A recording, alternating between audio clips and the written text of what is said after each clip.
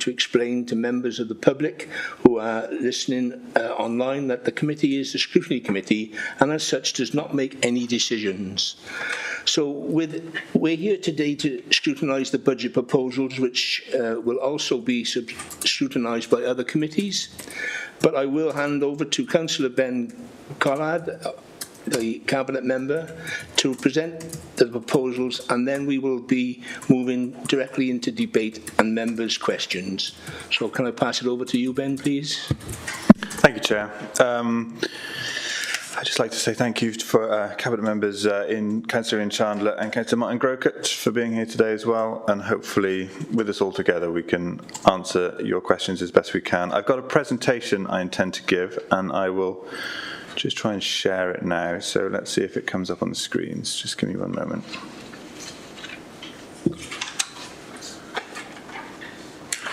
Which is the screen it's going to come up on? I can't see.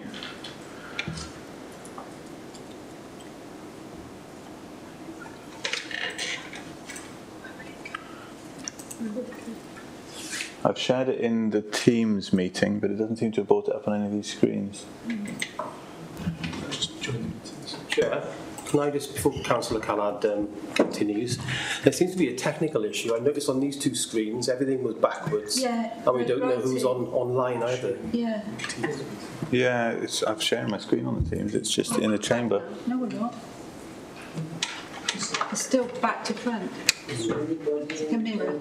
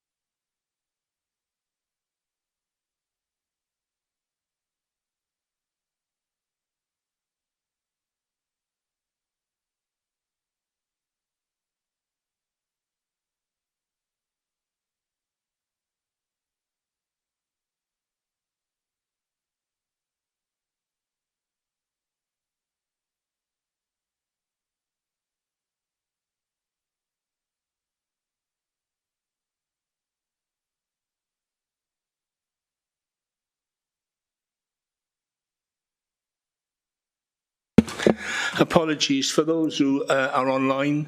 We have a few technical issues here this morning, and we're endeavouring to sort it out, so just bear with us, please. Thank you.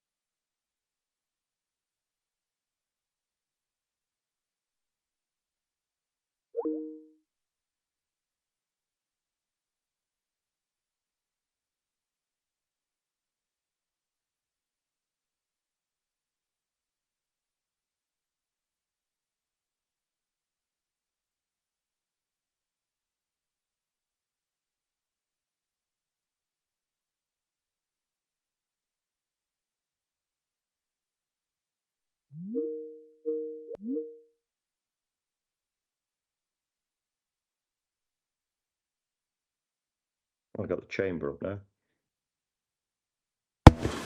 There you go. Sorry about that, everybody. It looks like we've managed to get the screen working.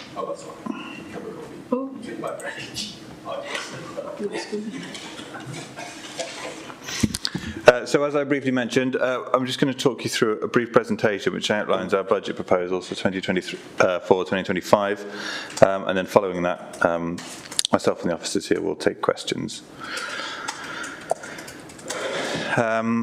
This year, as I'm sure many of you will be aware, our funding has not kept pace with the increased demand and cost pressures that are currently happening. And in 2024, 2025, we're expecting this pressure to continue. Local authorities have been underfunded for quite some time now, and the future prognosis going out is also challenging. This has been caused by a number of issues. I think we're still seeing the fallout of the pandemic a little bit, especially in our schools, and of course the war in Ukraine on our energy markets, although those pressures are starting to ease. So for the second year in a running, we're facing cost pressures, that is to continue providing the same services in the same way, of £21.9 million, which is the second year in a running that we've seen cost pressures of over £20 million. These include new demand and those associated inflationary costs of £5.5 million, recurrent demand and the inflation of those costs of £6.2 million, pay inflation of £6.4 million, the unwinding of one-off reserve usage, and to elaborate a little bit on that, last year we used some of our reserves to support our revenue budget. This year that funding is not available, so that money has to be found in our revenue budget this year. And increased precepts of £1.2 million. This slide gives us a brief overview as to where the council's funding goes. You'll see 2/3 of it go to children and young people, which is our schools and our support services around schools and children, and social care and health. And I think that's particularly of note to this committee, as those are the main areas which this committee will focus on. And something I always find quite interesting is a lot of the items which people generally associate with local councils make up proportionally a much smaller part of our spend.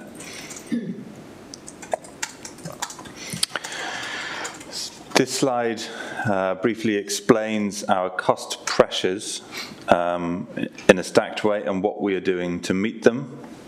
We'll talk further around this in the coming slides, but you can see on the left there these cost pressures that I recently described, and on the right, stacked up to the same amount, is the action that we're taking and the funding that we are getting in order to meet those pressures.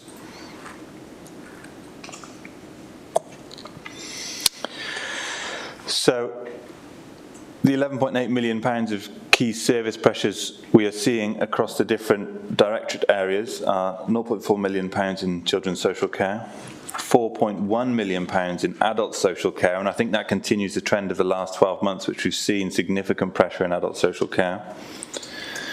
The impact of the real living wage in social care of £2.7 million, increased costs associated with children with additional learning needs of £500,000, school transport £700,000, the new school in Abergavenny, the King Henry 3-19 school of £300,000, recycling and waste of £1 million, transport and fleet management of £300,000, shortfall incomes in our Mon Life Directorate of £200,000, and additional costs for insurance and levies of £600,000.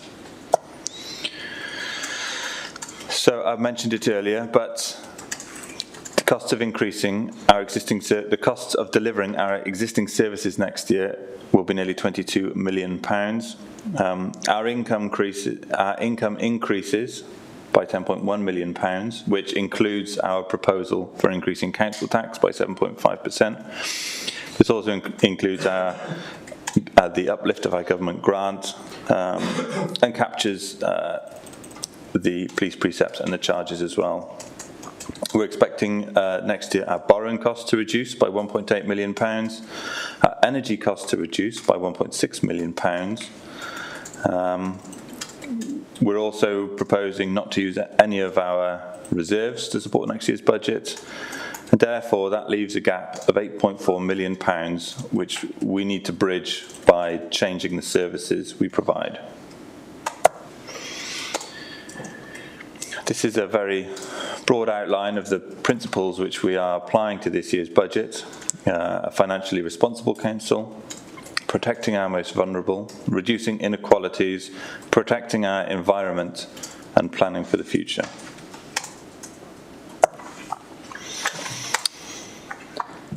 So this slide is regards to our Children and Young People Directorate.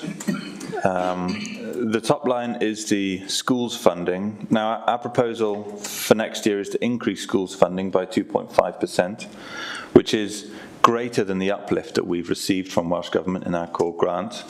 However, we're aware that this is not going to fully fund the pay increase in schools for teaching and non-teaching staff, and that schools are also facing other inflationary pressure.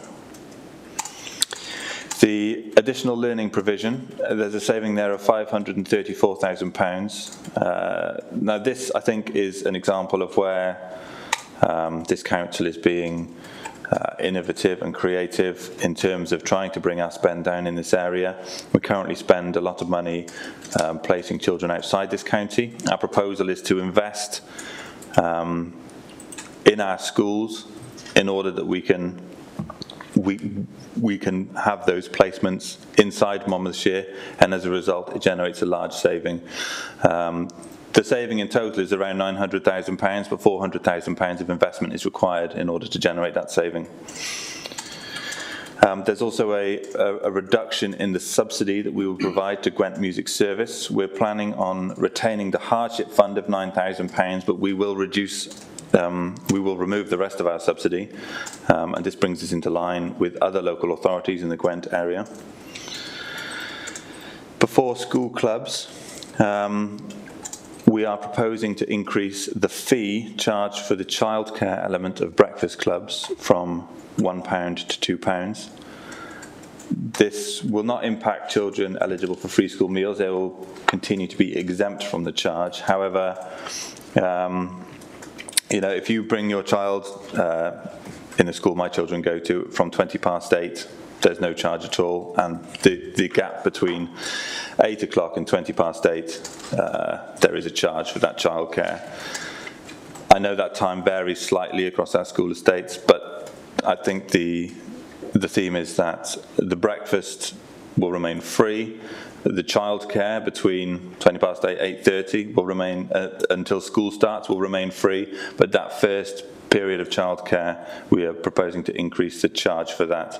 And I would say that our one school in this local authority which has a private provision for breakfast clubs, their current fees are £4 a day, so we will still be half of that charge. And then the EAS contribution of reduction of our contribution to VS of £35,000. I'm sure most of you here will know, but for those that don't, the Education Achievement Service supports governing bodies and schools and is funded by, I think, most local authorities in South Wales. But that 10% reduction will be reflected by all local authorities that fund EAS.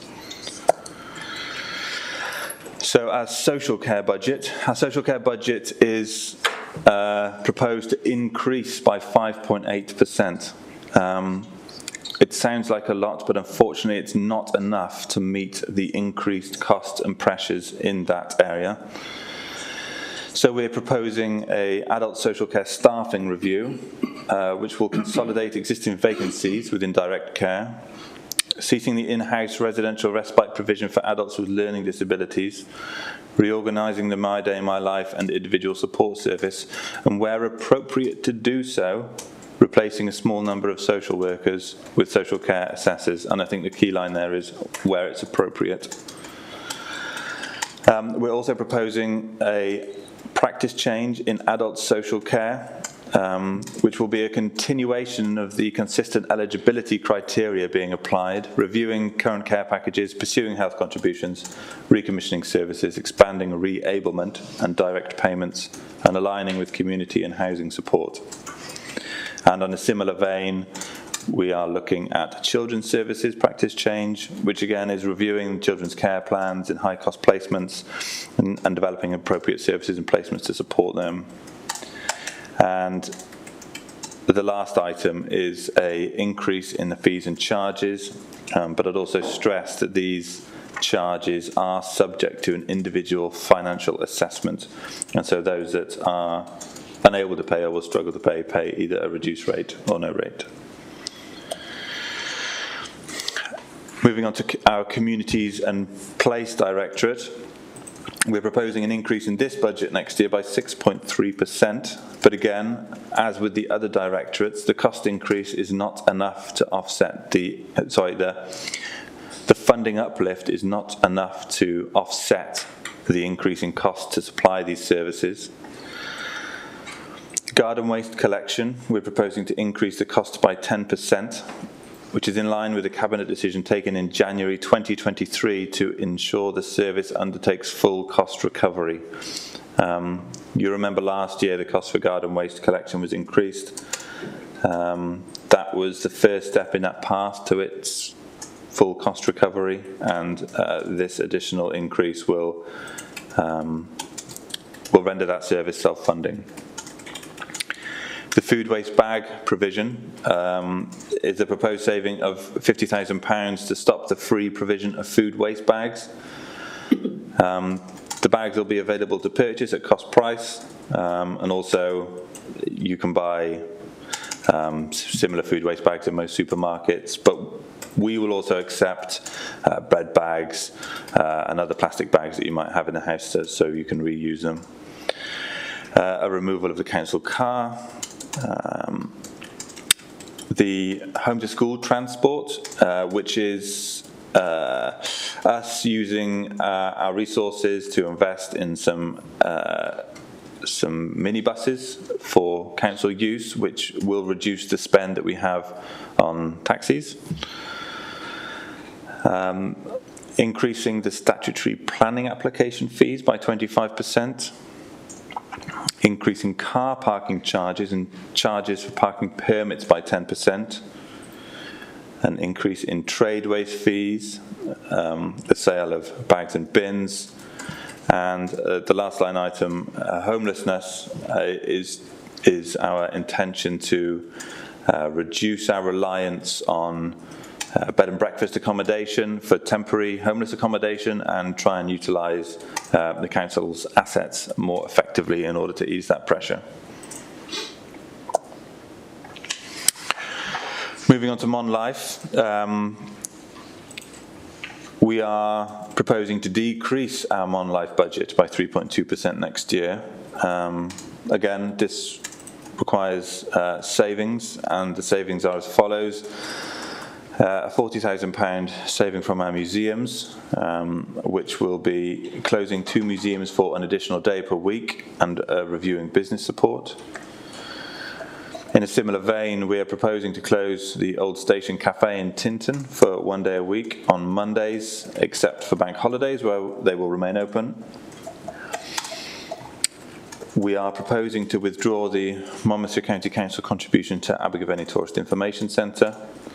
But I'm pleased to hear that the other organisations which support Abergavenny Tourist Information Centre, which is the Brecon Beacons, the Bannockburn Ceiniog National Park Authority, and the Abergavenny Town Council are bridging that funding gap. So the Abergavenny Tourist Information Centre won't see any change to its funding. Our outdoor adventure provision, which is moving it to a more sustainable model for the outdoor adventure service. This is our outdoor education centre at Gilwern, and we have other authorities which come and use this centre for their outdoor education, and it's reviewing those fees to make sure that it covers more of its costs. Our leisure centres, a saving of £140,000 is identified in adjusting the closing times of our leisure centres. That's by half an hour on a weekday evening, so they will close at 9:30 instead of 10 p.m, and slightly earlier on the weekends, where we're proposing they will shut at 4:30. And our data suggests that that this is the times of where our leisure centres are least used. And finally, £120,000 saving in Mon Life, where we will review the management structure of that directorate.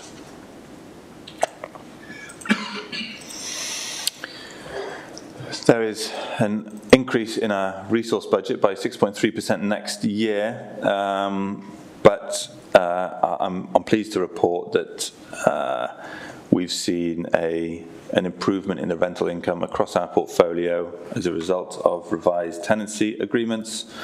So there's a little bit of good news there.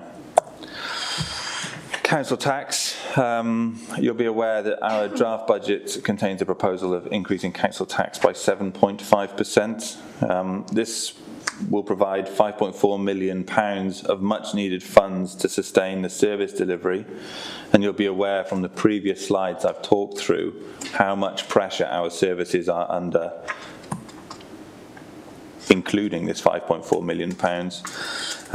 And you can see there that that will, for a Band D property, just under £10 a month increase on council tax bills. And in parallel, our council tax reduction scheme and other council tax discounts will continue in order to support those, the low-income households, the single occupancy discounts, things like that, they will continue.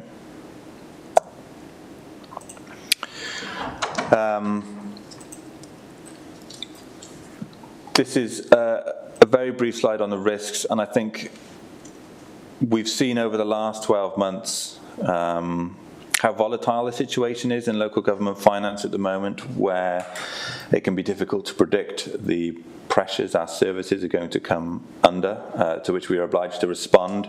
And it's just to note that these risks remain. Our communities are under pressure, the cost of living crisis continues, and so the situation is volatile, and we should be mindful of that, and that our revenue reserves, we are saying that they are of limited use to support these risks. They still sit above the recommended minimum reserves, but obviously because they've been drawn down across the last decade, they will not be used to support this revenue budget. Our capital programme, which oversees the maintenance of our roads, schools, leisure centres, farms and many other assets in the county. We're proposing continued support for council properties in line with the community and corporate plan, tackling the longer term challenges some of our communities are facing, and obviously you'll all be aware of the significant investment the council is making in the new school in Abergavenny and the new care home in Crick Road. So right now we're in our public consultation phase. There's a number of events coming up over the next 3 or 4 weeks where we will be engaging with specific groups who will be affected by some of these budget proposals, and also the wider public. And this will bring us to the final budget, which will be presented to Cabinet on the 28th of February, and then it will be presented to Council on the 29th of February. Thank you. Thank you, Councillor Callard. Apologies, members, due to the technical issues taking precedent, I omitted to address item 1, 2 and 3. Apologies for absence. I understand there are none. Can I ask members if they've got declarations of interest, could you do that at each stage within the process going forward, please? And there are no open forum for the public, so I do apologise for that. Okay, can I then open the meeting with the questions for items that members have on file, please? Can I go firstly to Councillor Riley? I'm sorry, Councillor Riley, I'll go back to the drawing board, and I'll go back to the Councillor Powell, please, first. Apologies for that. Come back to you. That's right. Thank you, Chairman. Thank you for your presentation too. It's very clear. What I'm just going back to, you said about there's going to be a reduction in social workers and more social care areas. Now, does that mean the same with the actual carers that go and look after people in their homes? Is that reducing them, or is that not the same thing? Because I'm concerned that so many people are looked after in their own homes, and we're short of those carers now. And is that going to reduce them as well? If it's okay, Councillor Powell, I'll bring in Councillor Chandler and Officer Jane Rogers to answer questions on social care. Is that okay? Yeah. Thank you. Yeah, I can answer this, but actually I think I'll hand over to Jane Rogers to say this. But essentially, the answer to your question is no, but I think Jane can give a little bit more context to those changes. So, over to you, Jane. Thank you, Councillor Chandler. Yes, that's right. The answer in terms of are we reducing the current levels of workforce who are our care at home workforce, the answer is no. You will see in the proposals that the service carried over a number of years actually a sort of level of vacancies within the care at home team, and we've now taken the opportunity to consolidate that within our establishment. So these aren't people who are currently in the workforce. It's a sort of level of vacancy that we've carried mainly due to the difficulties in recruitment. So next year won't see a further reduction of care at home workers. Thank you very much. Okay.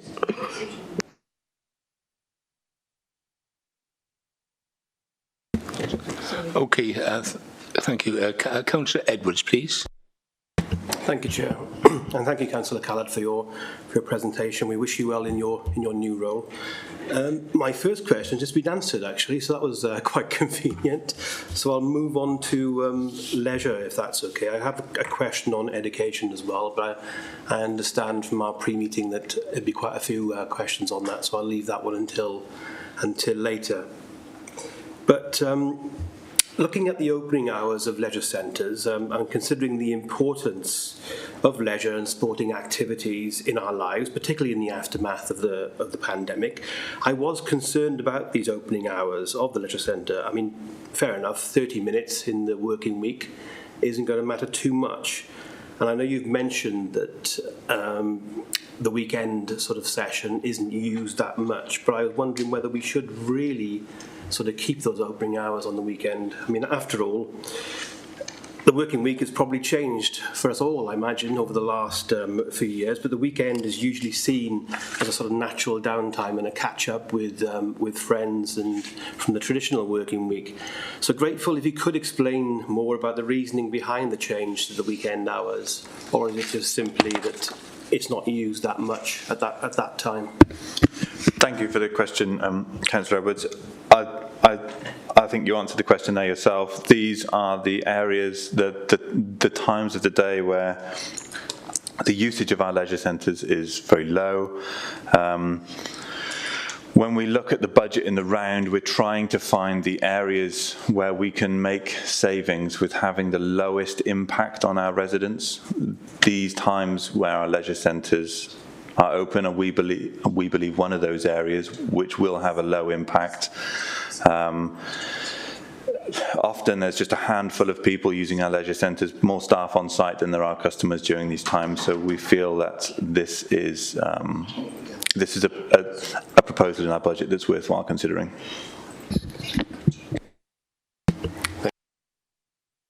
Thank you, Councillor Edwards.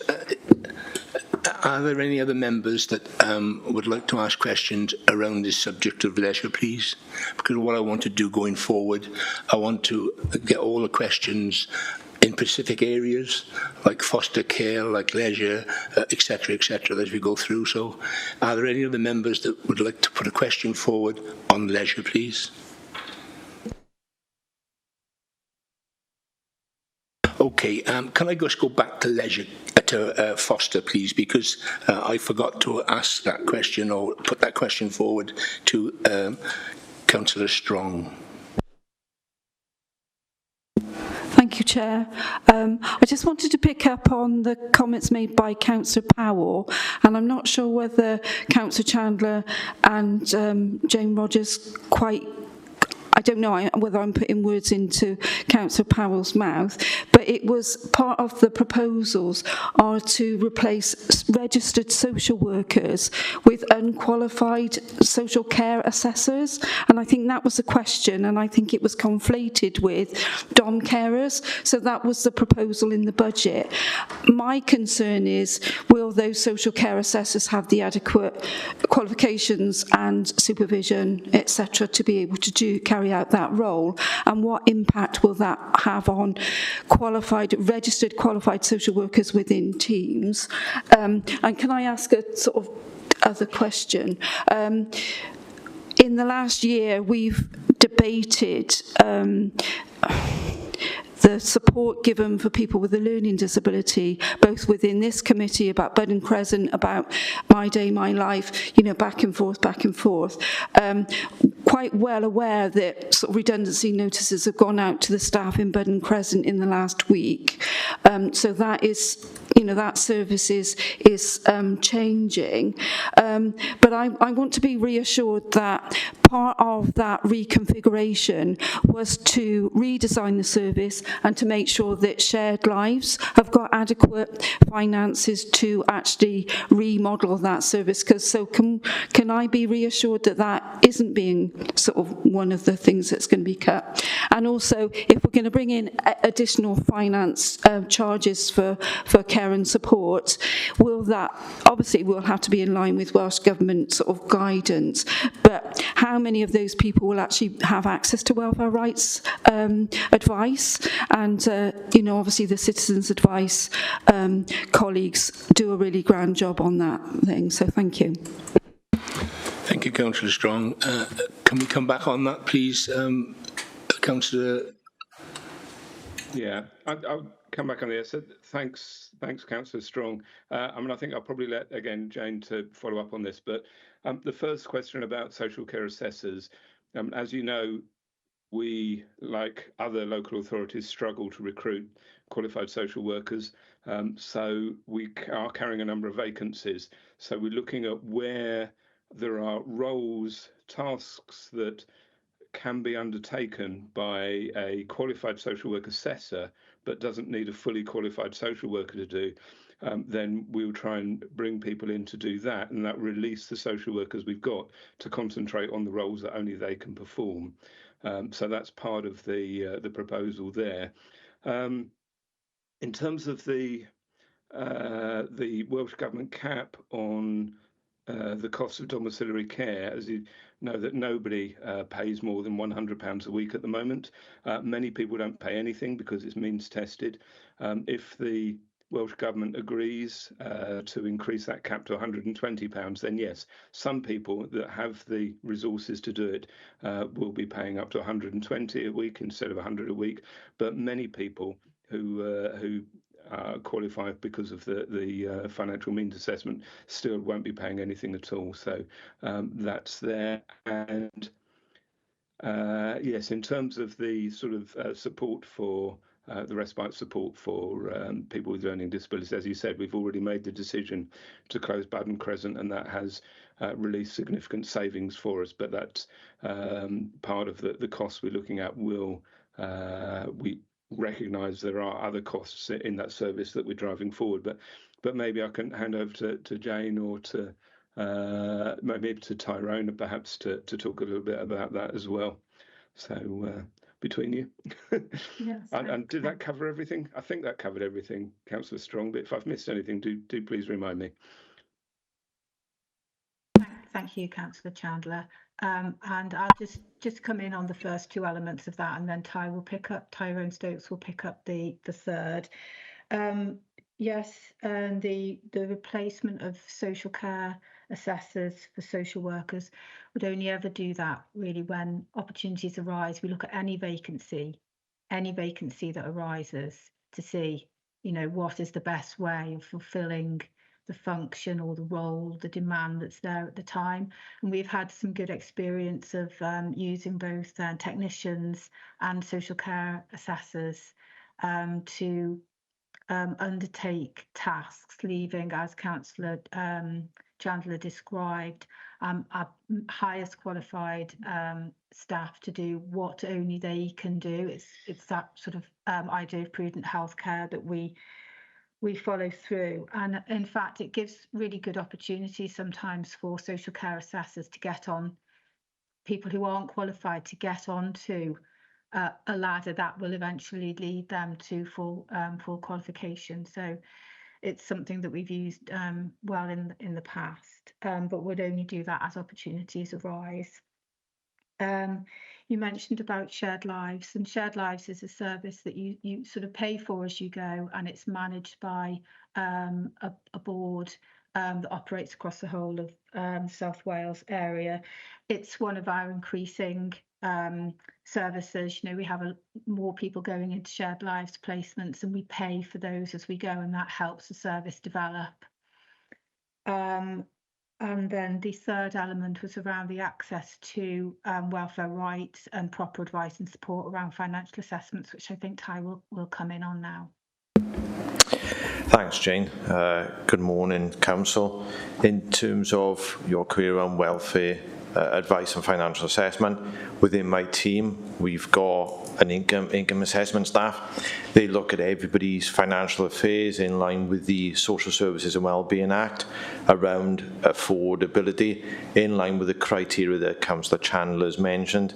At the moment, non-residential services are capped at £100 a week, and that assessment doesn't change.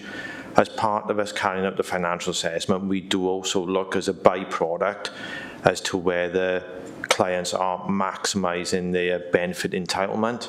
If they're not, the assessment is based on the benefits that they can apply for, and then we do signpost them to the appropriate channels, whether that's pension credit or so on and so forth, and we do provide them with literature on how they can maximise their benefits accordingly. Hopefully that's answered your query, Councillor, on that one. If not, by all means let me know. Thanks. Thank you. Councillor Riley, please. Thank you, Chair. I also have similar concerns as Councillor Strong about the reduction in the qualification of the people that we are looking to employ. I can see the saving because I think on average they earn £20,000 a year less than a qualified social worker and assessor. But will this result in more or less assessments, and will those assessed receive copies of their assessments? We seem to currently have a situation where there is nothing evidential about assessed needs, and I know of no one who has had an actual assessment, only signposting to available services. That's not an assessment, that's a service-led signposting. So how is need evidentially quantifiable if no one receives a copy of their assessments? I can give you 3 types of examples which covers an awful lot more than 3 people. We have numerous people who have at some time taken part in the My Day, My Life service who didn't have an assessment to get in it. They now no longer are part of that assessment, and they don't appear to have had an assessment as to why they're not part of it. I have, in October, a resident in my ward. I was there while the occupational therapy assessor, the occupational therapist assessed her. I requested on his behalf a copy of the assessment because I was told by somebody from housing he had no social care need, that he had the tabletop assessment, but there doesn't appear to be an evidential assessment. I think Jane Rogers wrote to me on the 6th of the 12th to say she apologised for the lateness in her response, but said she would get back to me, and she hasn't. So,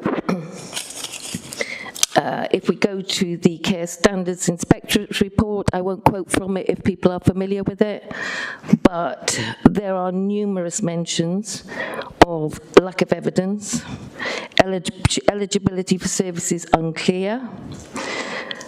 A statement they make that at times the support is service-led, which is the point that I make. My mother, I spent 2 years requesting a copy of her assessment, as did her GP and the care insurance policy provided that she had. We never got one, which I am now trying to recoup several £1,000s worth of contributions because that insurance policy provider, who weren't keen to provide it, said that she needed it.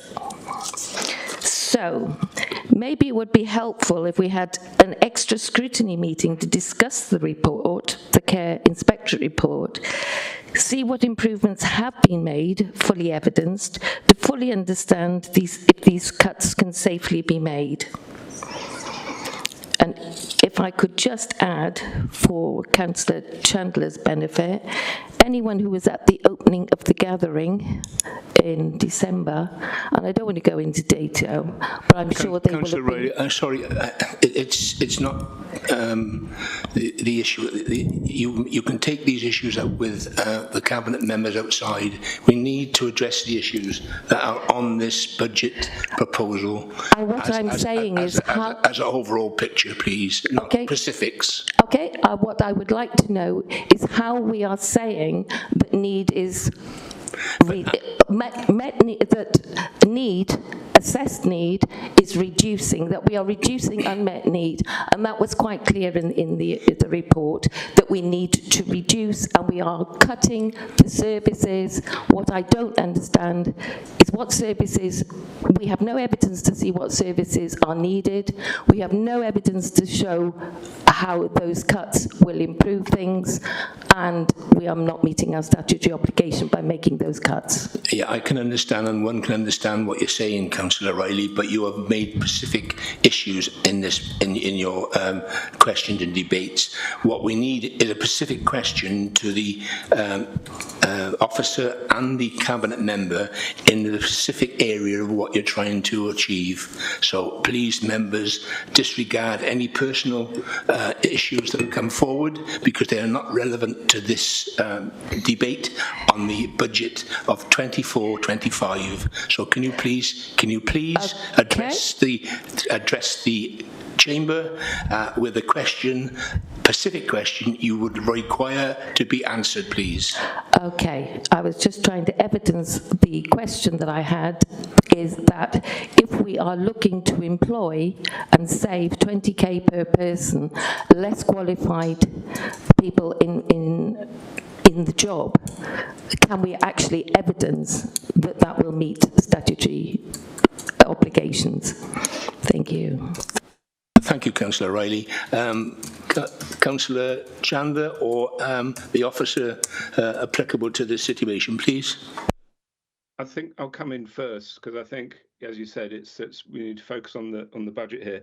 I would want to challenge what Councillor Riley said, though. We are meeting our statutory obligations. We are doing assessments. Everybody who needs an assessment gets one. Everybody can apply for a reassessment if need be. So we are meeting all of those obligations. And the point of this particular change will result in a saving, but actually the reason for doing it is to ensure that we are actually able to fill the functions in terms of doing assessments, which is why we want to employ social work assessors, who are easier to employ than social workers, where there is a huge shortage of social workers, so that we can actually do the assessments on time as needed in line with legislation. So that's the reason for this, and it will result in a saving for us, which is great, but actually the main reason is that to provide a service. And as we've seen, the amount of unmet care hours is being reduced, and we're improving our performance in providing assessments. So I just wanted to really challenge some of the negativity that was coming in some of those statements for Councillor Riley. I think some of the broader issues, as the Chair's rightly pointed out, not appropriate for this particular meeting, but we're happy to take those forward. But I think they have been addressed before, and and I think we can resolve those quite well. Do you want to add anything to that, Jane? Thank you. Yes, if I just mention briefly, we have a quite a clear process within our adult social care setting. When contacts and referrals come through, they are screened. Those who need them travel forward and have an assessment undertaken. So that's and the outcome of those assessments are then, of course, recorded onto our systems as well and shared with the individuals who have been subject to those assessments. We've got over 1,600 individuals who are have long-term care and support in place. All of those people will have had a social care assessment under the Social Services Wellbeing Act that led to those care plans being in place. And we are social care, as many people will be aware, are heavily monitored in an ongoing way by CIW, and in terms of monthly returns that we provide to Welsh Government. And alongside of that, of course, we have our own internal controls in place. So any assessment that's undertaken goes through our quality assurance panel to try and achieve that consistency, but also to support the practice that's associated with the assessment. And it's a very, very busy panel. We have at least, between 6-10 cases that are looked at per day of new assessments going through. So I think there's no lack of evidence that we can provide in terms of how much work is undertaken day in, day out by the service. Could I just quickly come back on that, please, Chair? As long as it's pertinent to what we're discussing, please. It's pertinent to some of the answers that I had, which are not necessarily related to the budget, but okay. We've had Councillor Chandler say that we are meeting obligations, which actually makes entirely my point that we don't have any evidence that they are meeting their obligations. Unmet care hours also raised. Apparently we're being reduced. We don't have any evidence to show that they are. And again, I refer you to the Care Standards Inspectorate report from mid-year 2022, which says that they are not. So what I'm asking for is to see what improvements have been made since that time. Thank you. Thank you, Councillor Riley. Can we move on, please, to Councillor Broomfield, please? Hi, thank you. Morning. I just wanted to make the point that I didn't realise anyone from education was on the call because the Cabinet members not sat at the front. So us online can't see any members in the chamber. So it'd be helpful if Cabinet members would sit on the main table so we can see that you're present on the meeting. I've got some questions around the schools to make efficiency savings of 854,000. So I'll just read my questions on that section out in one go, if that's okay. Should I wait for the Cabinet member to move to the front? I don't see it necessary for the Cabinet member to move to the front. You can see his face on the yeah, but I couldn't see that he was in the chamber or on the call. So that's the point that I was making when we were online. Does the Cabinet member mind moving to the front, or are you happy where you are? I'm happy to move, but I wonder if Councillor Bromfield is talking about Councillor Chandler, who's not in the chamber at all. I can see him online, but so no, I wasn't. No. Oh, I'll just ask my questions. I was just making the point that members online can't see into the chamber. I only zoomed to someone that was calling, so I wasn't aware that you were actually on the meeting. So that's the point that I was trying to make. Councillor Bromfield, people have been trying to avoid me for years. Excuse me, through the chair, please. I will reiterate that Councillor Callard did mention that he was present in the chamber when we started the meeting. So can we just carry on, because otherwise we're going to get bogged down with silly items, and let's discuss what we need to discuss so that we can look at this budget in full, please. Yeah, that's fine. I'll just do my questions on this section all in one go. So schools are asked to make efficiency savings of 854,000. What does this look like realistically for our schools?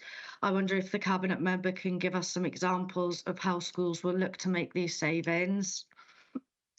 Is the cabinet member concerned with the cessation of £21.3 million from the Welsh Government to the Teachers' Pay Fund, combined with efficiency savings?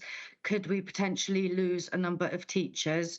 And how many staff, if so, do you predict that we will lose across Monmouthshire schools? Can the cabinet member please explain how he has been lobbying Welsh Government to reinstate the Teachers' Pay Fund for this coming year to alleviate the burden on Monmouthshire's, well, not just Monmouthshire's, but all Welsh schools? Are you concerned that class sizes could be increased due to staffing pressures?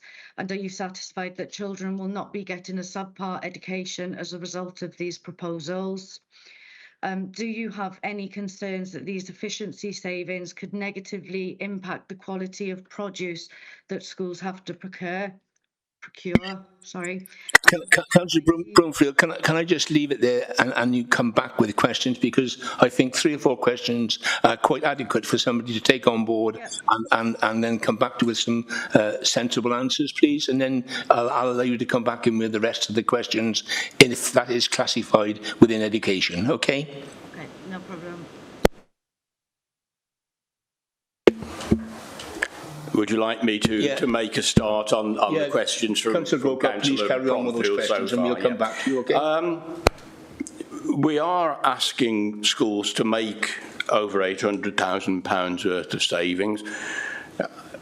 I hope members will know that I am an eternal optimist and that at the start of the process we had hoped that that would not be necessary. Unfortunately, public spending is again being hammered this year, and we have simply, as an authority, not got the money globally that we had hoped that we would get from central government. And so we look to make savings, and one harsh reality that I'm faced with is that when I look at savings that we could make centrally here in County Hall, there is very little beyond our statutory duties that we actually still control. We've got bits and bobs like the remnants of the music service, for example. But the reality is that of every £10 that we get as an authority from the Welsh Government, well over £8 goes directly out to schools. And we never see a penny of that, other than acting as the agent of transfer, if you like. And so when public service is hit as badly as it has been, in terms of global amounts of money, then sadly there is no alternative but to ask individual schools to share some of the difficulties that we all face. I would have loved to have had enough money here in County Hall that we could have said, right, we'll have one less concert, one less this, that or the other, and we will not have to ask schools for a penny. Sadly, those days of any spare money at the centre here in County Hall have long gone. There is no alternative, in my opinion, other than to ask schools to share that difficulty.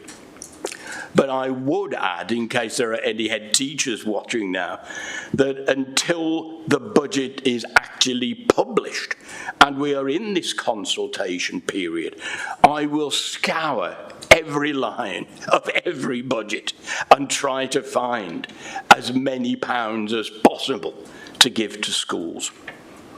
But to go on to specific questions that Councillor Bromfield asked, I think that there was a misunderstanding which is shared commonly, because there is a misunderstanding of the responsibility of the local authority. When it comes to decisions about employment, about the nature of what is taught, and how resources are divided up in a school, it is the responsibility of the governing body, working with the head teacher. And yes, some schools will have more in reserves than others, and that looks back over how they have managed their resources in years gone by sometimes. The responsibility of the local authority is to support the head teacher, the finance officer, and the governing body in making sure that they do not become insolvent.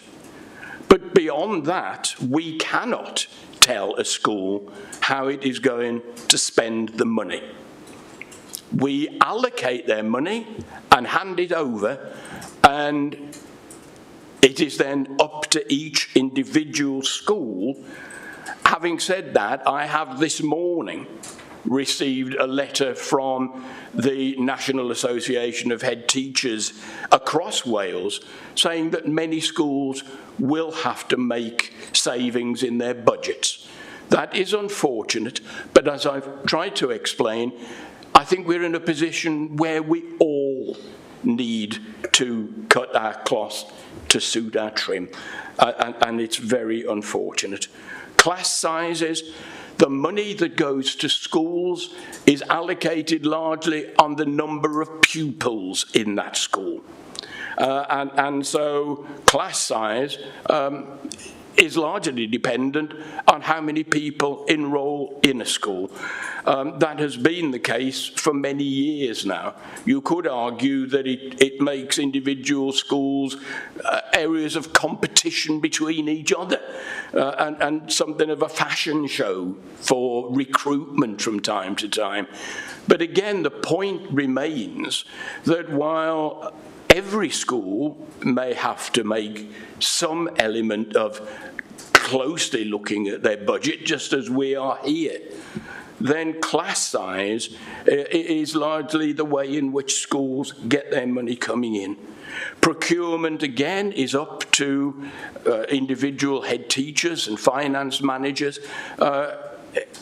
If I were still in school, I would be looking to use the biggest possible basis for procurement, coming to the authority to buy equipment and so on. But again, we cannot tell individual schools how they will spend their money. Therein is part of our problem, although I am sure many head teachers would think they do a far better job than I do, Chair. Thank you, Councillor Grocott.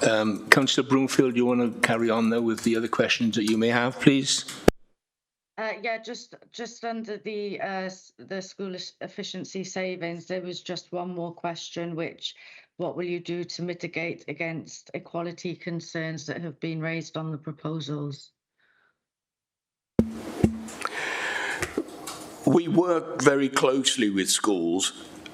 I think it's one of the positives about my job that every school in Monmouthshire works closely with this authority. We have, since I became the Cabinet Member for Education, established a new team that looks at equalities in school, whether that is on equal opportunities in learning or at a more social level. Because I don't know if it's what Councillor Bromfield was alluding to, but for example, in some of our schools, we have refugee children. We have considerable numbers of looked after children. We have homeless children. And it is really important that as an authority, we do what we can to support schools in looking after those children. I make the point again that the way that each school does that is in very large part its own responsibility. But we have got specialists in our central team who work with and support schools to make sure that equality is there. And as a representative of this administration, I think care for disadvantaged and vulnerable children is at the very heart of our education vision, and we do not intend to let that slip. Thank you, Councillor Grocott. Are you happy with that, those situations, Councillor Broomfield? Yeah, that's absolutely fine. Thank you, Chair. Should I put my hand up again for other sections that I've got later on? Yes, as agreed, okay. Councillor Stevens, please. Thank you, Chair. Thank you, Cabinet members, for this document. My question is about children's additional educational needs. And in the document, it says that careful consideration has been given to minimising any impact. What are those considerations to minimise the impact on the children with ALN? Thank you. That's one question. And my other question... Yes. Shall I come back with the other question? It's on the same subject. No, it's on a different subject. So okay, we'll come back in and put your hand back up again, please. Thank you, Chair. Okay, Councillor Grocott, please. One of the things we have been able to do with central funding, and I mentioned in my last answer to Councillor Bromfield that we have very little money left at the centre now. But one thing we have been able to establish this year is a central fund that we will allocate to support individual schools who come through to us during the course of the year to say that they have identified new additional problems that might turn out to be quite severe. And this obviously would stretch the resources available in a school. So we have, here's me saying we have virtually no money at the centre. We have actually set up that fund this year so that in the course of the year, if new funding requirements come to schools to support children who have complex identified needs, they can ask for additional support from the authority, and we would be able to support those children in the individual school. So can I just come back in there, Chair? Yes.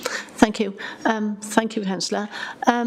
So would that extra pot of money that you were saying about, would that follow the child that's been recognised as being under ALN?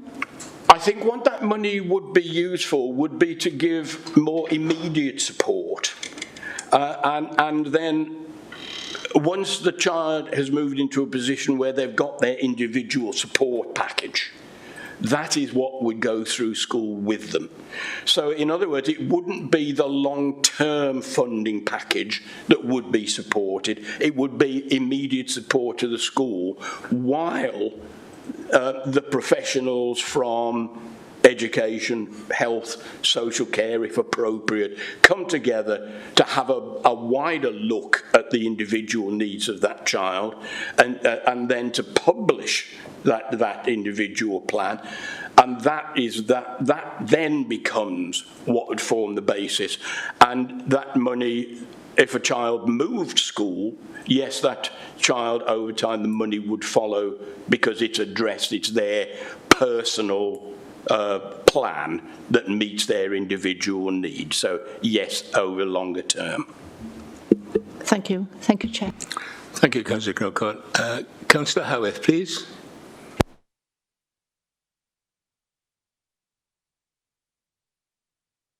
Thank you, Chair, and good morning, senior officers and cabinet members. Couple of quick questions, and I've got different people, officers and cabinet members, just want to direct them to. So my first one is, reference to a slide that the Cabinet member, Councillor Callard, put up there early on in the process. So I'll aim probably at Peter Davis. Let me just get it up on my screen here. The issue around the, let's have a look here. The issue on the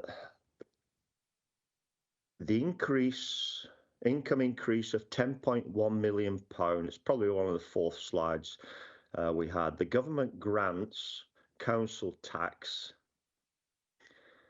MCC and police and charges.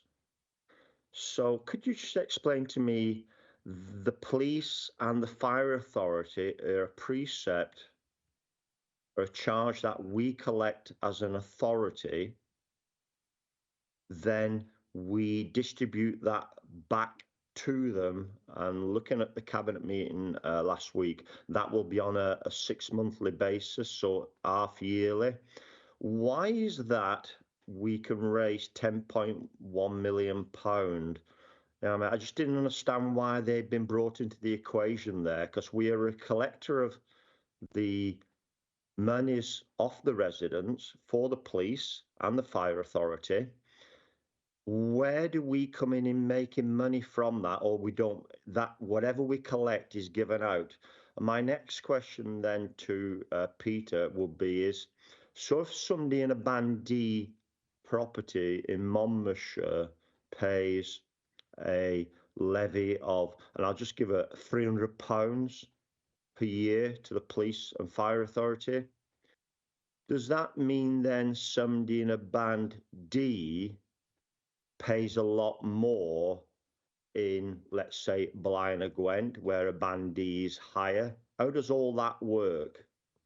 That was something I just wasn't very clear of there, where we've got of the £10.1 million, because he's put police, that should be police and fire authority. Why are we actually bringing them into the equation here? Because I thought we collected and handed over for them. I've got a question for Tyrone on the issue of dom care. How many people do we actually invoice for dom care? Let's say, I know it's a weekly charge of maxi 100. How many do we actually charge on the dom care per month, let's say, on a monthly invoice? And the increase in dom care, if the Welsh Government did introduce that, where are we with that? Is there any inclination that that could be increased? I've not heard of anything. I haven't seen anything, but that was just a question from our group to Tyrone there. Could you, to Ian and the senior officer there, what redundancies are we looking at and vacant posts within the directorate you have there?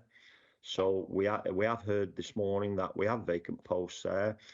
How many will we be filling them, and what redundancies are we going to have? Because it was mentioned this morning that there will be redundancies from the Bud and Crescent and possibly other operations that we're ceasing within that directorate. And just 1 second, I did have another question here, Chairman. Yes, it was to Martin and Will. Do we have a build-up of exactly what schools cost us on the basis of, when I was a governor of my local school, 90% went on running the school, i.e. staff, pensions, etc., and 10% was less for the kids, for the school. Do we have any graph to show what our schools actually projected it costs us to actually run them, to operate them per annum? And that would be really interesting on the basis of my assumption with this budget is there's only one thing we can do to find them cost savings, is we've got to cut staff, or the school has got to trim the staff down, the operations side of it. There is nothing left there to take away. And I'll just give you another example. Waste charges. I think most schools use Monmouthshire Council for their waste. There's a massive increase going to be made on there. So there are things that schools are going to have as well brought against them, which they're going to have to cut. And I haven't included that in the 90%. Is there any data that we have for each school, or can I have that data, please, on what it costs, let's say, to run Chepstow High School on their budget in operations, et cetera, et cetera? I think that'd be really important. I don't think I've got anything else there, but if I have, I'll put my hand up again. Thank you, Chairman. Oh, can I just go back to Faye's?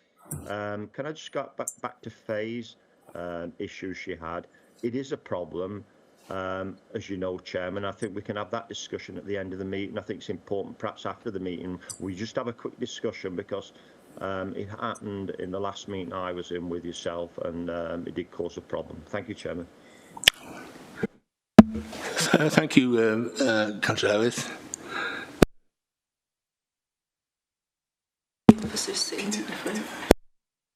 So, yeah, can I ask John to reply, or Peter, please? Thank you, Chair. Peter Davis, Deputy Chief Executive and Section 151 Officer of the Council. So I think Councillor Howarth was directing that initial first question to me. So if I just maybe just provide some sort of clarification, because I think there's just a degree of conflation of matters. So just let's separate here what our responsibility is as a council, as a billing authority, and in terms of where we are precepted upon by both Gwent Police Authority and Town and Community Councils, and we look to recover on their behalf along with the council tax that we raise for our own purposes. So first off is just to highlight that mechanism, and then separate to that, we also are precepted upon, for example, by the South Wales Fire Authority, and they determine, and again, a levy that we have to bear as a cost and as part of our budget proposals. So I just wanted to create that clear separation between the two. I think Councillor Howarth opened up by making some specific reference to the £10 million worth of income, and I probably want to just sort of talk to that in slightly separate fashion to what I've just explained. I think, as Councillor Callard, you mentioned when you were delivering the presentation, I think quite clear there that £10 million is made up principally of income that we will secure now, additional income as a result of the uplift in the settlement from Welsh Government. It's also brought about by the additional council tax that comes as a result of the proposed increase, as well as levels of increase in fees and charges that I think have been touched on in aspects of the debate already. So I think that's probably the clarification needed on those points. I maybe defer back into the chamber to Jonathan to the extent if he wants to supplement that with any further comment, I guess, before passing back to the chair. Yes, carry on, Jonathan, please. Thanks, Chair. I think we've covered it quite clearly from that. So, you know, the presentation that Councillor Callard outlined at the start gives that breakdown within the slide, as you mentioned, Councillor. So, you know, the full detail is included within the budget paper pack that was considered by Cabinet and endorsed. So, happy to move on, Chair. Chairman, I'm not happy to move on, but it says police in there. Yeah, I mean, we've gone through that slide, bullet point number 2, and it says we will raise 10.1 million, and it says MCC, council tax, charges, levies, MCC and police. You know, I mean, what is the police side of this? That was my question initially. What is the police side of it? Why are we raising money from the police? Is that part of the 10.1? It's a second bullet point on one of the slides. I mean, it's just a query. It's come from my group as well. Yeah, I mean, I'm raising in part of the independent group is what is the police? Yeah, I mean, I just want an explanation, really. Thank you. Yeah, thank you, Councillor Howarth. I will get some more clarification for you. However, you have mentioned it on two occasions now from your group and from the Independent.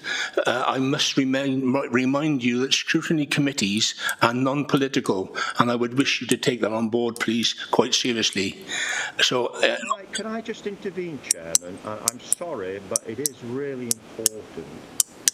I, as a member, are appointed to this committee from my group. We're non-political. Has the recording been cut? I'm sorry, Councillor Howarth. You know full well that on scrutiny committees, and it's been mentioned on every scrutiny meeting that I've been involved in, that they are non-political. You have mentioned on two occasions, one earlier on from your group, and now just recently from the Independent group. I am not prepared to accept anything to do with anything political, and therefore I'm just reminding you of the issues and the protocol that we use on scrutiny committees. That's all I'm doing. And I wish you to take that on board, please. Yeah, I will take that on board. And let me remind members that actually selection to a scrutiny committee from your group is to represent your group also, to report back to that group. Can I remind you that is what the representation is as well? Thank you, Chairman. Yeah, quite clearly, but I will reiterate again, you can do that outside of the scrutiny committee with the individual cabinet members or officers in question. And I'm saying again, I'm not prepared to accept anything to do with political parties or anything to do with legislation on the way forward. Protocol, as far as scrutiny is concerned, non-political.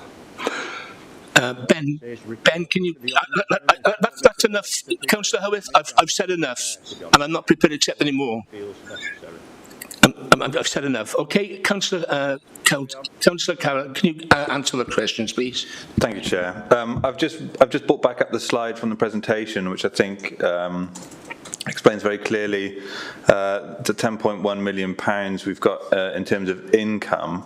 We've got the council tax increase, which generates £5.4 million, the Welsh Government grant increase, which generates £2.7 million, the police and community councils income, which generates £1.2 million, and then the fees and charges of £0.8 million.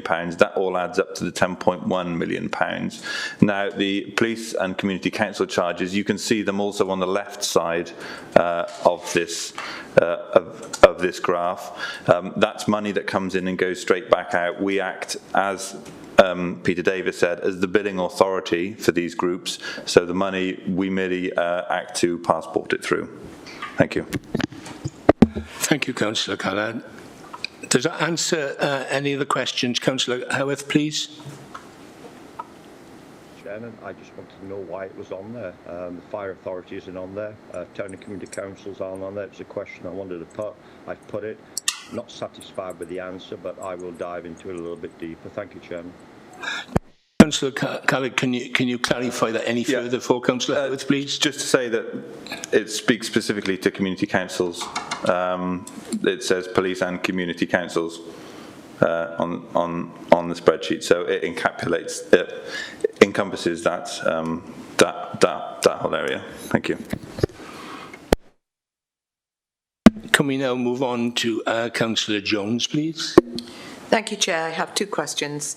The first is Monmouthshire County Council rely very heavily on the independent fostering agencies, and the disparity between the placement costs are very different, obviously very high. So I was just wondering how this is going to be addressed. How are we going to attract foster carers to Monmouthshire? Obviously, we have not got a lot of money to raise fees, but we must help them, especially through the cost of living crisis. It's an extra mouth or mouths to feed. So I was just wondering, would a reduction in, for instance, their council tax contribution be considered? I wonder how, let's say you take on 54.7% of our foster carers, as they account for that, how are we going to turn this round? Because the costs are getting astronomical, and you know, there could be a saving somewhere. I wonder how this is going to be achieved. That's my first question. My second question is for really Councillor Grucott. What effect will the reduction in the core contribution to the EAS of 10% mean for us being Monmouthshire specifically, please? Thank you, Chair. Do we want to answer firstly, Martin, or... I'm happy to answer the EAS question. The first shall be last. As a small authority, we do need EAS. As an organisation, it has statutory responsibilities that it carries out on our behalf to look at attainment and outcomes of our young people in school, training not only of staff but of governors as well. And really, it is important to us because, to put it bluntly, I don't think as a small authority we have the resources to cover the entirety of the curriculum at a great depth to support the needs of individual schools. A bigger authority like Newport, for example, might be in a stronger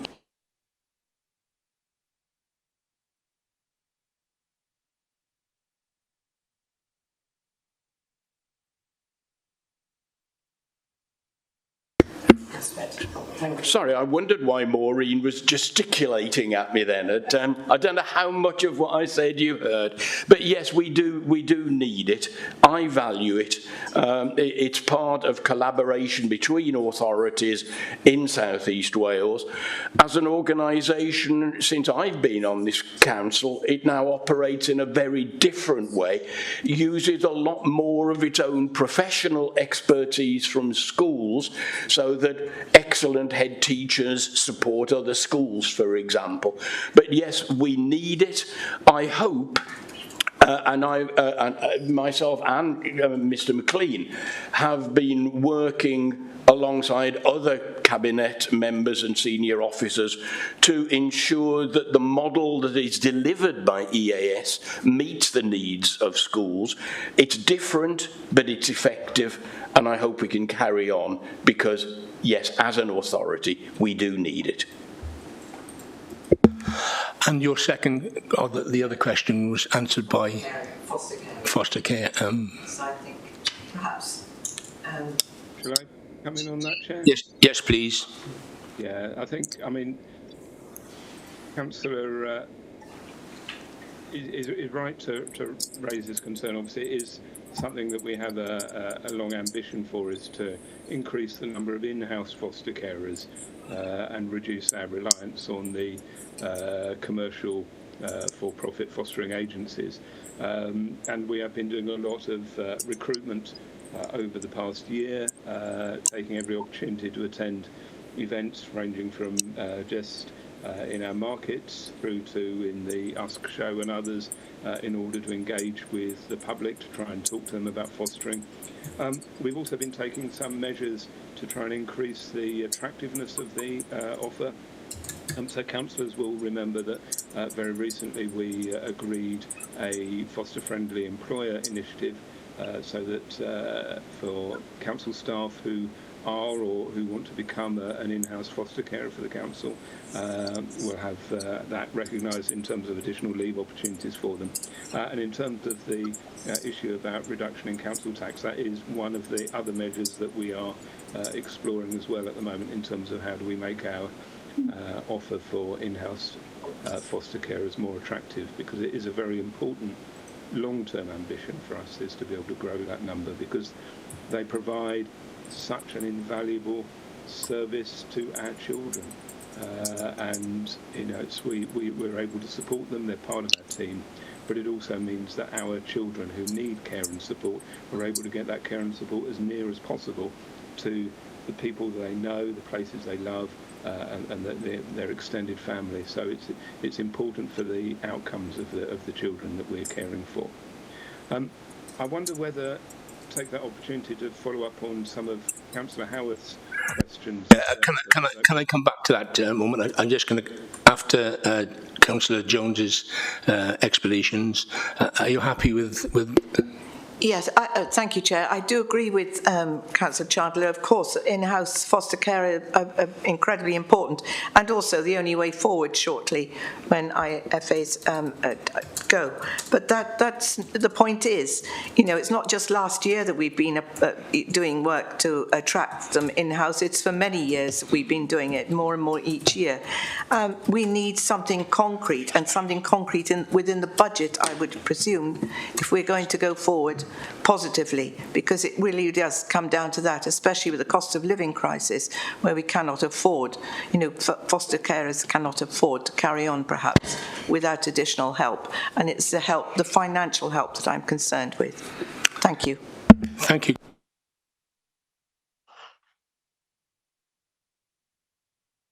Sir Edwards. Just saying, I agree with you, Councillor Jones, and we do need more concrete measures, and we are looking at opportunities to drive that forward. They don't feature in the budget as such, but obviously our allowances that we pay for foster carers is part of a regional agreement. So I don't know if you want to say any more on that, Jane. I'll just come in very briefly, just to confirm that there is a pressure proposal for the uplift to fostering allowances and fees.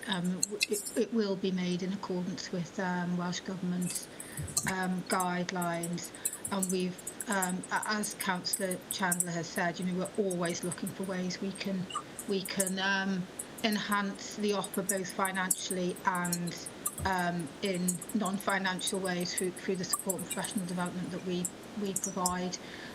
You know, council tax help is definitely something we're looking at, and how we can support carers to help their young people and children to save as well, which again is something quite close to foster carers' heart. So always looking for ways to try and increase that offer and enhance that offer to make it more attractive to be an in-house foster carer. Thank you. Last time, if he's coming. Sorry, Councillor Howarth needs answers to the other questions. My apologies, Councillor Howarth, for moving on to the next person, but can we go back and answer Councillor Howarth's questions? I think it's one on foster and one on education, please. Was that correct, Councillor Howarth? No. Sorry, what was the two questions you want answered? We've got a note of some of the questions. I think there was questions around numbers in care and things like that. I'll just start off just by saying, Councillor Howarth questioned about the Welsh Government cap on domiciliary care. So I'll just go on that. I'm just saying that we, along with other local authorities, have been lobbying the Welsh Government hard for an increase in that cap. The cap's not increased for many years. It's worth noting that in England there is no cap. So in England, where once if you're deemed that your assets are such that you have to pay for your care, there is no cap on how much you pay. In Wales, nobody pays more than £100 a month, and many people will pay less if, according to their means test. So that cap's not increased for a long time. We've been lobbying for that to be increased. The indications are the Welsh Government is in favour of increasing that cap to £120. We don't anticipate that being in place by the beginning of the financial year because the government has to go through a consultation and legislative process for that. So in a full year, we would anticipate that saving us £637,000. We don't anticipate that full year saving in the 24-25, but we would anticipate that in future years after that. So hopefully there'll be something in place by the summer. Thanks, Ian. That's all the other questions are far more technical on that. So I think I'm going to hand over to Tyrone Stokes, who can answer a lot of the questions around the numbers of people in care and the invoicing and side of that. And then you might have to remind me about what some of the other questions were. But I'll go over to Tyrone first. Thank you, Councillor Chandler. Good morning, Councillor Howarth. In terms of your question, you were asking how many people we invoice. In terms of just the non-residential case, that's people receiving domiciliary care, respite or daycare services. We invoice every 4 weeks. The last invoice run we done, we invoiced 735 clients. And on top of that, we assessed 165 as being free of charge. Does that answer your question, Councillor? Yeah, super, Tyrone. Thank you. Thank you very much. Thanks. I had a note of the final question if you wanted me to come in. I think it was to do with staff vacancies and possibly redundancies within this budget. I think that's what the one was. Officer, yeah. That was the final one, yeah. Thank you. Yeah, so in terms of the current vacancies that we're looking to consolidate as a saving proposal, we sort of aggregate up to full-time equivalents rather than looking at individual posts. So within direct care, 10, within our core teams, 4 vacancies, and within support services, it's approximately 9 vacancies. So that's the answer to that question. And in terms of confirmed redundancies, as already has been mentioned, those are arising from the decisions that we're taking about how we provide respite. There's 5.45 full-time equivalent posts that would be subject to redundancy. They're all already moving through that process. There are no other areas where there are any confirmed redundancies at all. And I think we've already mentioned, we'd always be looking at how things naturally move, movement of workforce across what is quite a wide and extensive workforce. So no other confirmed redundancies. Chairman, may I just ask then, so we're talking about probably approximately 25 then altogether, 1920-5.45, yeah? Yeah. All right, thank you, Chair. Thank you, Chairman. My last one was to the education guys, Martin and Will, really, on the costing of schools. Was I wide off my mark on 90%, or have they got a graph there for each school? Because that's really important, that is, if we're asking schools to make massive efficiency savings. Thank you, Chair. Good morning, everybody. Will McLean, Chief Officer for Children and Young People. Thank you, Councillor Howarth. You're probably a little bit on the high side at 90%. I'd have said it was probably close to 80%, the level of staff costs associated with the school. But that's not to say that it is by far and away the most significant cost in running a school. And as you rightly point out, if there are efficiency savings to be made in some of our schools, that will be an area which all schools have to look at. We'll work hard with our schools across both the support services and our kind of functional support in terms of finance, HR and so on, to make sure that we can do that as effectively and in such in as considered a way as we can. But there may well be staff losses in the education section in the coming year. There is also additional challenges for schools in the money that they receive directly from the Welsh Government, change in the flow of funding, change in formula and distribution for certain grants may impact on some of our schools. So that's something which we're beginning to flag to schools at the moment. So there could be some volatility there as Welsh Government changes its position. So as I say, we will get as close to our schools as we can, and we'll help them through what was likely to be a challenging period of time for them. Does that clarify your questions, Councillor Howarth, or is there anything you would wish to further ask?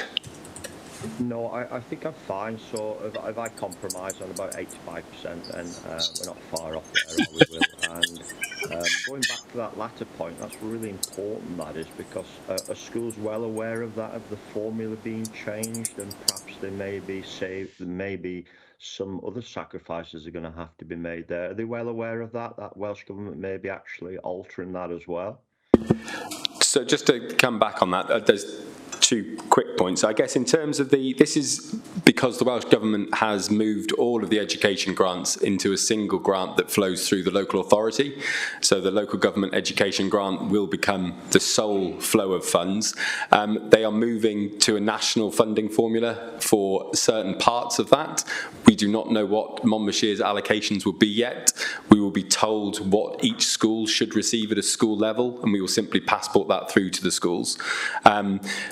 There will be kind of the data points which are used, the allocations, the weightings may all potentially have an impact. We are clearly raising that with schools. I have no doubt that as we meet school leaders, chairs of governors and so on through this budget consultation process, they will raise those issues, I'm sure. The only other point was I will, for Councillor Howarth, get colleagues in our finance team just to provide you with a table which does identify on each school the percentage of staffing costs and other costs.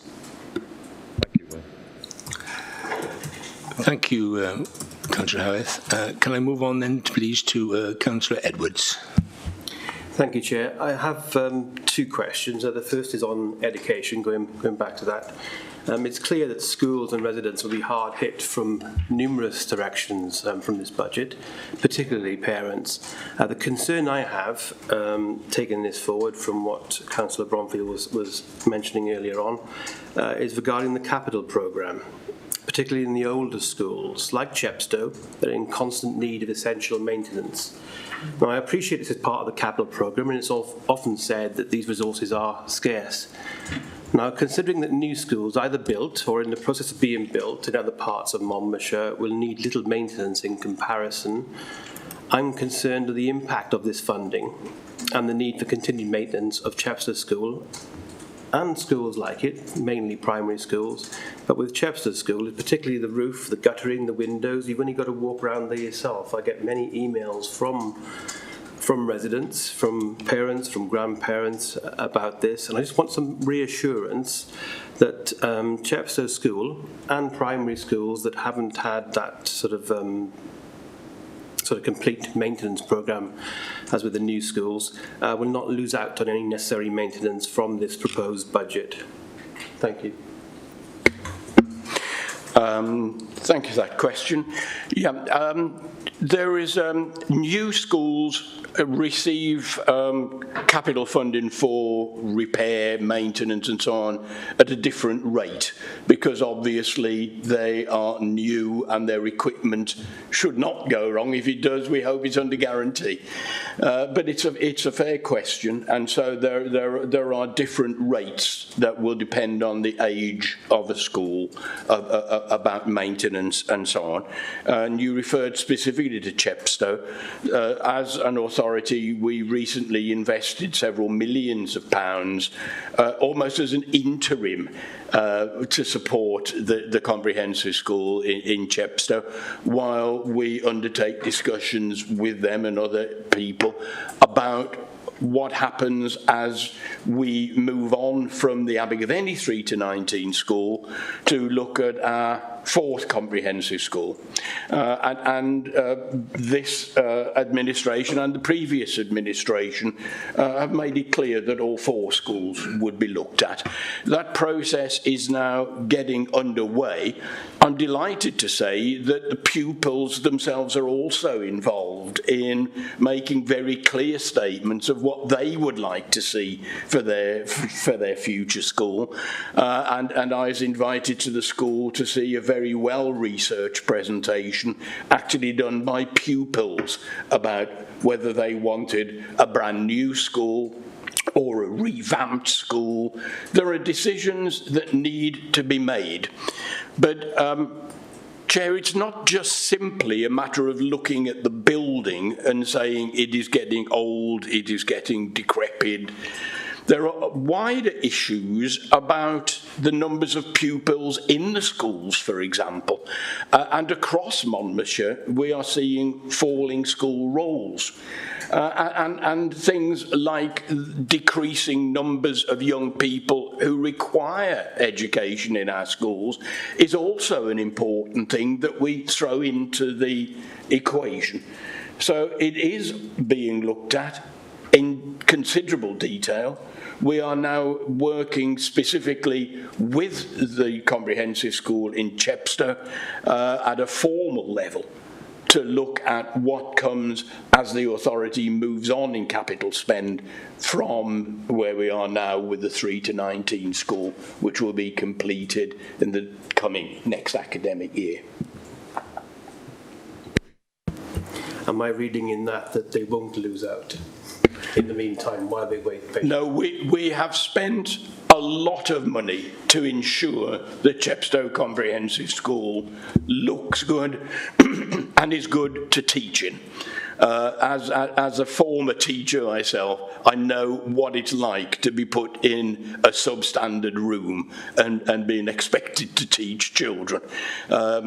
As an authority, we have worked closely with the governing body and the head teacher, and we have invested as an interim measure pending the developments under the next phase of our promises to all 4 schools. So, yes.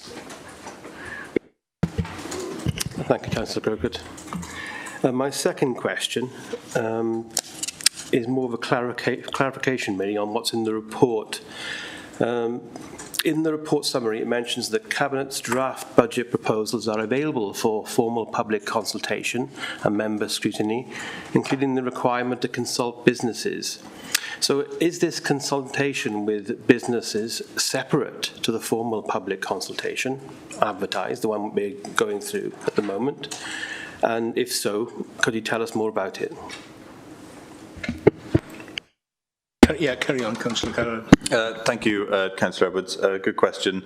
The consultation with businesses, I would say it's part of our formal consultation process, although it's a specific group that we'd like to target to get their feedback on our budget proposals. We've recently written to a number of the chambers of commerces in the county in order to arrange a date which works for them in order that we can meet. Thank you for that. As a follow-up to that, I'm thinking about last year now, and attendance was pretty poor last year. I think everyone agreed that. So what lessons were learned from last year's poor attendance at engagement sessions with residents, and what have we now put in place to ensure this won't be the case or less likely to be the case in the upcoming current round of engagements on this particular budget? Thank you. Thank you, Councillor Edwards. I think that's a very good point, that attendance at last year's budget consultation was poor. We've redesigned it a little bit this year. I think one of the issues that we had was that people coming out of their houses on a rainy evening in January to listen to the council's budget might not feel such an attractive proposition towards them. So this year, while we're holding 2 in-person budget consultations in Usk as like a central point for the county, we're also holding a number of other online sessions in the hope that those people who have the technology and perhaps would like to do it from the comfort of their own home can engage in the budget consultation that way. And that's obviously in addition to the consultations we'll be doing with the user groups and interest groups around specific areas such as education and care that we'll be carrying out. So I'd also encourage councillors to share any information you can with your residents about the budget consultation. Like you say, I think the more people that are engaged in it, then the better the budget will be.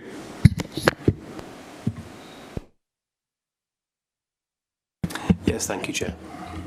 So can we move on, please, to Councillor Broomfield? Thank you, Chair. I've got some questions around the Gwent Music saving £39,000.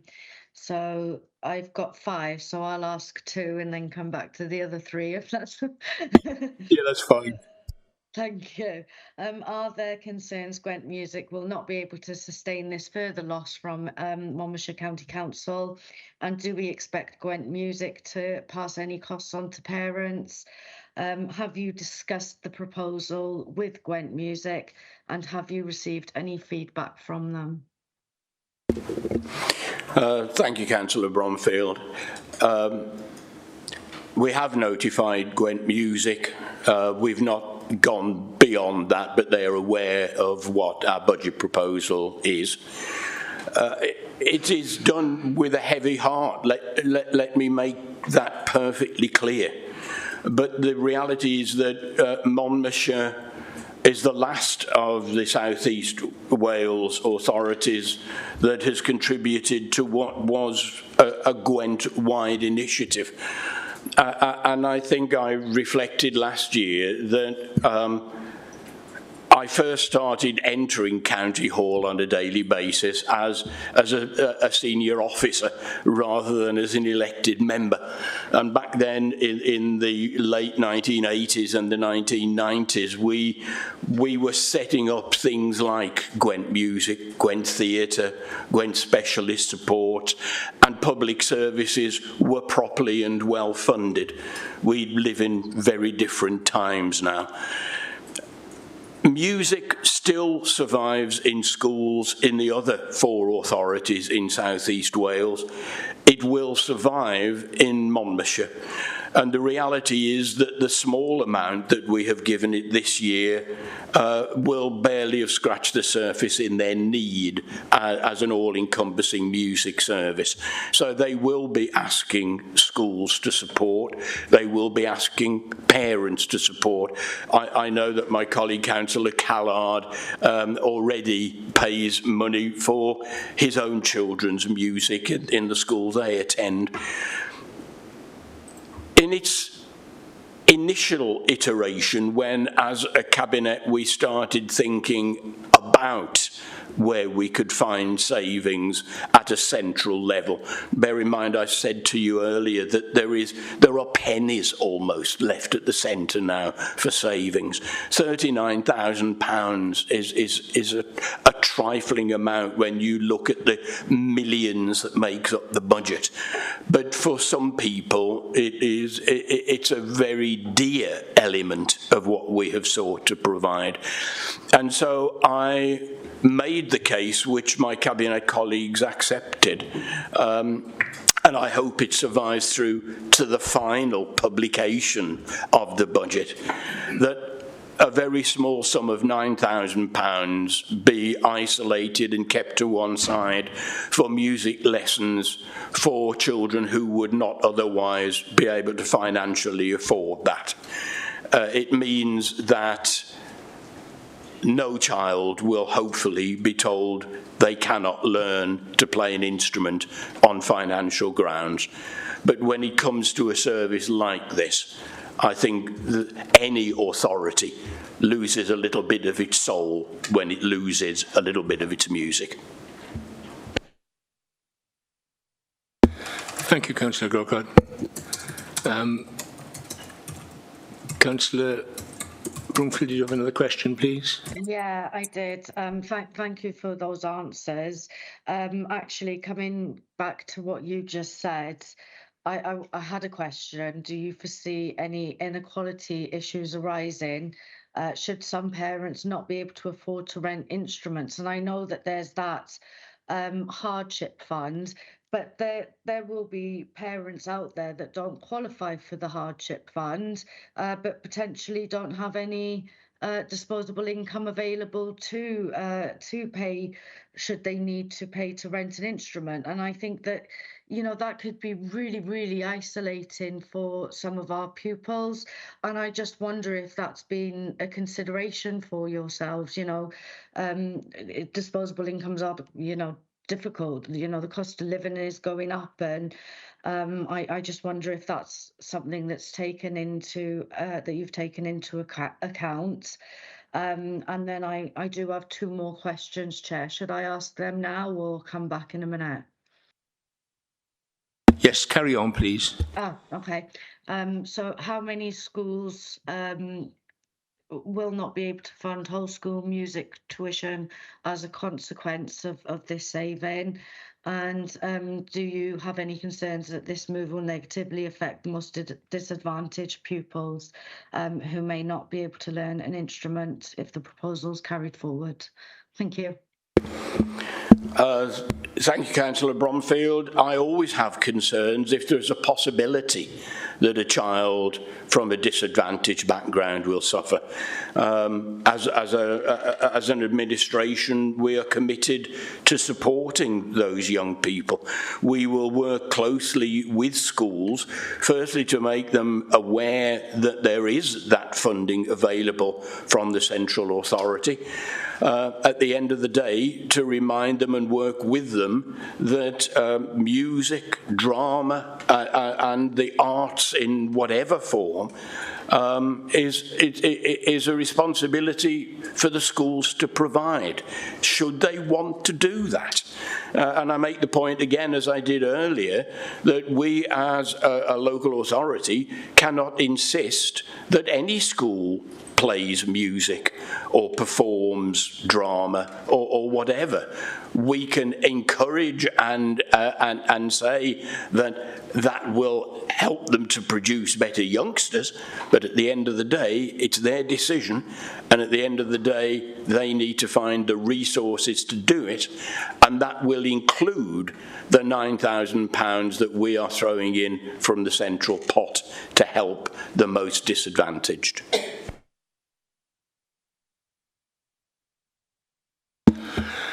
Are you happy with that question? Looking at your face, you're not quite so keen, so that's why I've asked you to come back. Thanks, Chair. I'm glad you could read my face, sorry.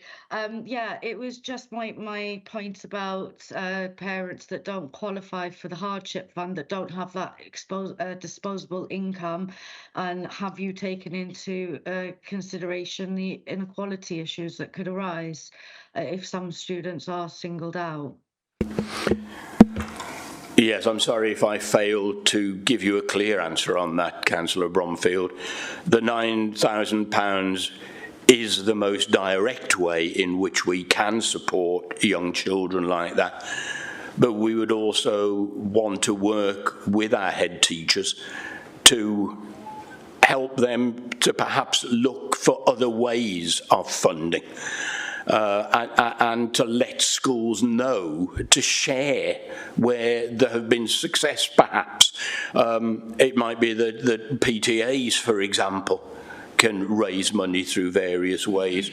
I am certainly no advocate for parents having to pay for the things that add to the enjoyment of education for our young people. But we are in chastened times. There is no money left at the centre for our largesse. We can work with pupils and schools, and I hope that I have established a very positive relationship with many of our head teachers, and I hope all of our head teachers, to act, if you like, as a catalyst, someone from the centre who can say, let's look at what different schools and different governing bodies are able to achieve and bring people together in that way. But I just wish I had got a source of more funding somewhere in my back pocket for when I visited a school. But I'm sure you can appreciate, sadly, that is not the case. Thank you, Councillor Grocott. Can I move on, please, to Councillor Powell? Thank you, Chairman. On the same subject, not so much, well, partly a question it'll be. For many years, myself, Councillor Clark, when he was alive, was very much a supporter of Grant Music, and Councillor John Major from down south was as well. And I don't know how well it's known that individuals can support Grant Music, and I wonder if the council could just sort of send an email round to all of us, all of the councillors, to point this out, because you can become a supporter of Grant Music. You can pay a certain amount of money, whatever you feel like, either each month or each quarter, to support them.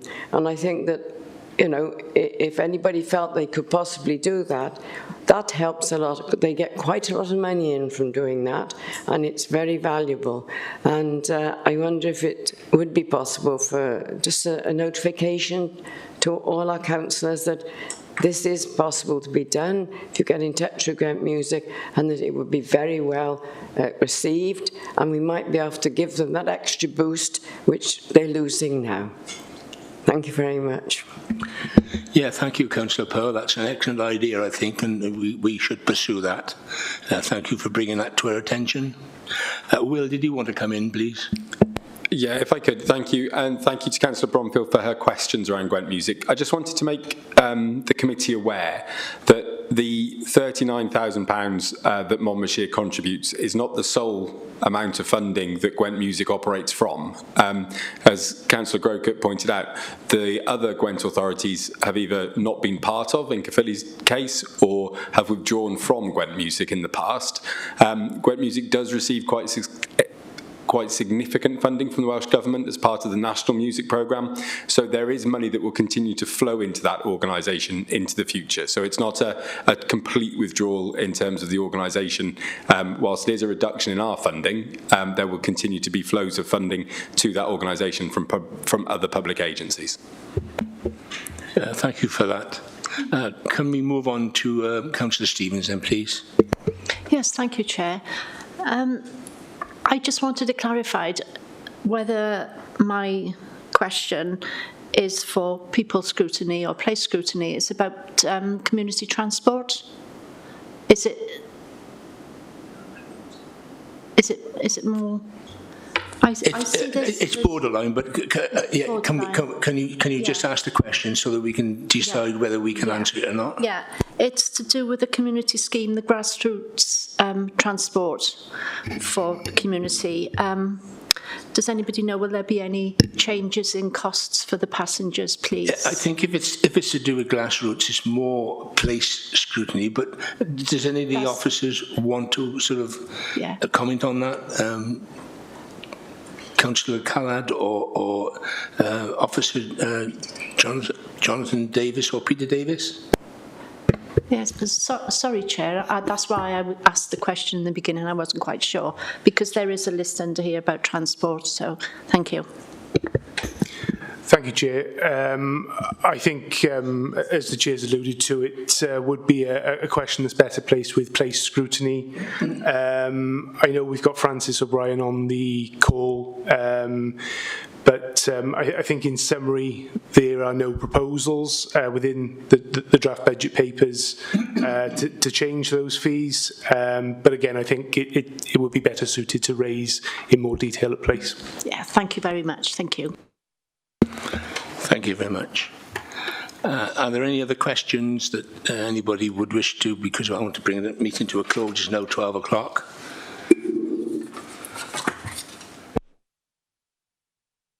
Maybe I should sum up. I would like to thank everybody for their participation today in the scrutinisation of the budget, and the budget that is being set in very difficult financial times. We have fully scrutinised the implications of the budget proposals on the services that fall within the committees remit and asked many questions around schools, leisure, Gwent, music, foster services, additional learning needs, breakfast clubs, and dominant care, social care pressures, and the committee has expressed its concern that disadvantaged people do not appear from inequality or opportunity as the result of the budget proposals. We ask the Cabinet to reflect on the points raised today in taking forward the Council's budget for 2024 to 2025. Can I thank everybody for their attention and their questions, and I'll close the meeting as of 12:03. Chair, have we cleared the minutes? I do beg your pardon. I've so much paperwork in front of me. Can I ask the question and commitment to confirm the minutes of the following meetings? That's the 1st of December, which was a special one, and the 14th of November being a joint performance and overview committee. Everybody, any questions about that? Or I'll propose we accept them. So we are proposing, Councillor Powell has proposed it and Councillor Edwards has seconded it, so we agree that they're all in order. And our next meeting is the 6th of February, which is a special. And then we also would need to look at the People's Scrutiny Committee Forward Work Programme and Action List. Yeah. Can I ask Hazel to just come and introduce that, please? Yes, the items on the agenda so members can see our work plan, which is quite busy going forward, but don't intend to talk in detail about it now. But one item that was suggested through today's meeting was looking at the Care Inspectorate report. So I think if the committee would like to add that to a future meeting, that would be good. Happy? Yeah, thumbs up from Councillor Riley. Okay, thanks, Chair.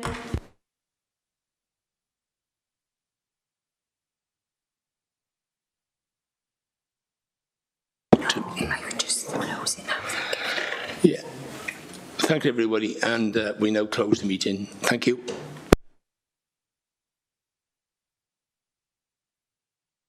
Chairman.